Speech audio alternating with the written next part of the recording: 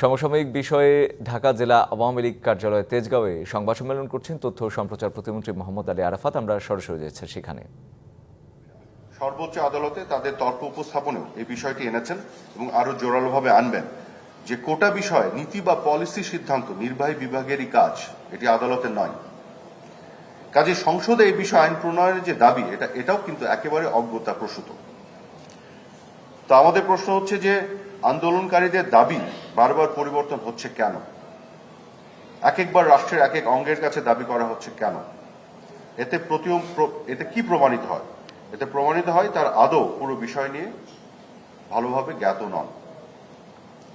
সর্বোচ্চ আদালতের আদেশের মাধ্যমে সরকারি পরিপত্র আবারও পুনর্বহাল হওয়ার পর আন্দোলনকারীদের প্রাথমিক দাবি পূরণ হওয়া এবং তাদের মৌলিক দাবি এবং সরকারের অবস্থান একই রকম প্রতীয়মান হওয়া সত্ত্বেও যারা বারবার দাবি পরিবর্তন করে বিভ্রান্তি তৈরি করছে এবং এখনো আন্দোলন নামে জনদুর্ভোগ তৈরি করছে, আমি মনে করি তারা কোটা পদ্ধতি সংস্কার চায় না, তাদের অন্য কোনো দুরভিসন্ধি আছে। নগদের কাছে সব গ্রাহকই প্রিয়, তাই তো সারা দেশে ক্যাশ আউট চার্জ সবচেয়ে কম। আরো কতগুলো বিষয় আপনাদেরকে আমি পরিষ্কার করতে চাই।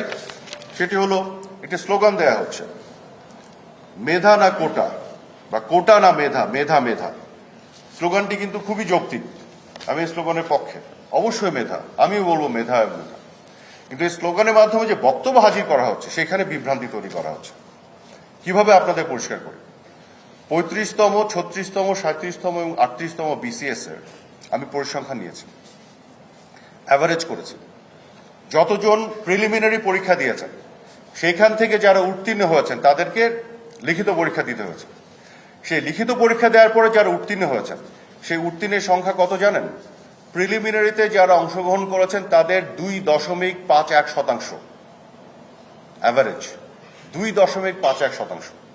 এবং এই 2.51% ভাইবা ফেস করার পরে যখন তারা উত্তীর্ণ হয়েছে সেটি আরো ছোট হয়ে 2.27% হয়ে গেছে।